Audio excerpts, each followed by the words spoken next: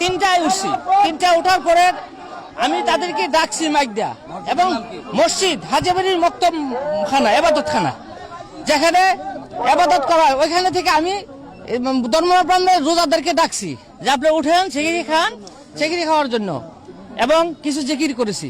এর মাধ্যমে একজন ইসলাম বিদ্বেষী লোক, সে আমাদের মক্তবের পাশে একটা লোক, তার নাম শাহজাহান, উনি নাকি হাজিবাড়ির জামাই, সে ওইটাকে আমাকে বলে তুমি কেন ডাকতেছ, এক সময় আমরা ঘুমাইতে পারতেছি না, তোমার ডাকে ঘুমাইতে পারি না, তখন সমস্যা। তখন আমি বললাম দেখেন আমি এখন ডাকতেছি কারণ আমি অল্প সময় ডাকছি, যেহেতু আমি বেশি কল করি না, অনেকের কষ্ট দিতে রাজি না।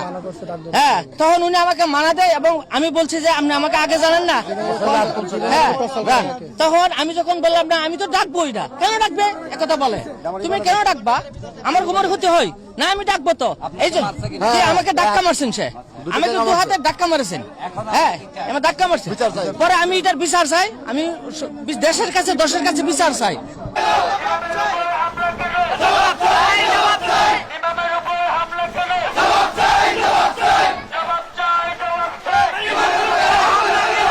উপস্থিত যে সময় ঘটনাটা ঘটে ওই সময় আমি ছিলাম।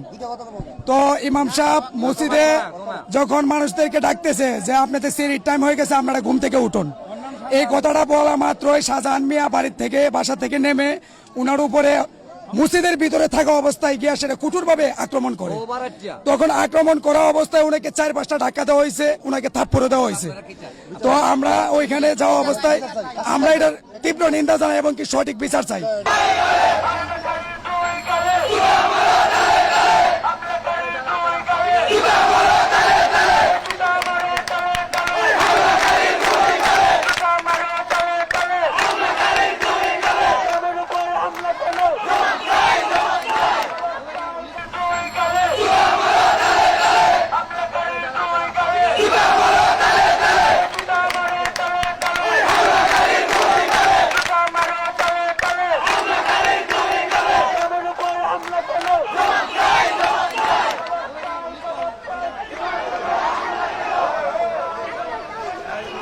আমরা আরো জানবো এখানে যারা আছেন বিক্ষোভ মিছিলে, তাদের কাছ থেকে আমরা জানবো আসলে বিষয়টা কি। ইমাম সাহেবকে ও শুধু অনর্থক গায়ে হাত দিছে, এর প্রতিবাদে আমরা এর বিচার চাই, অবিলম্বে বিচার চাই, ওকে এই এলাকা থেকে বের করে দিতে হবে।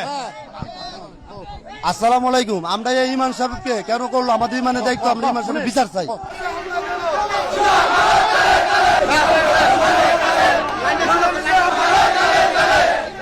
আমরা ইমাম সাহেবের উপরে আজকে 2 দিন গত হয়ে যায়, কোনো আমরা বিচার পাচ্ছি না।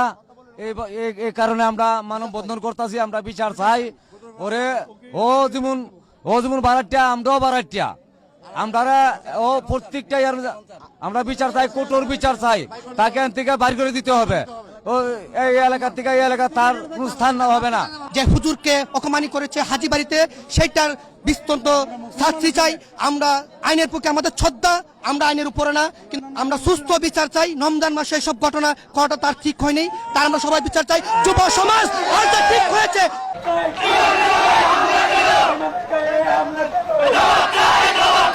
আমরা এটা তীব্র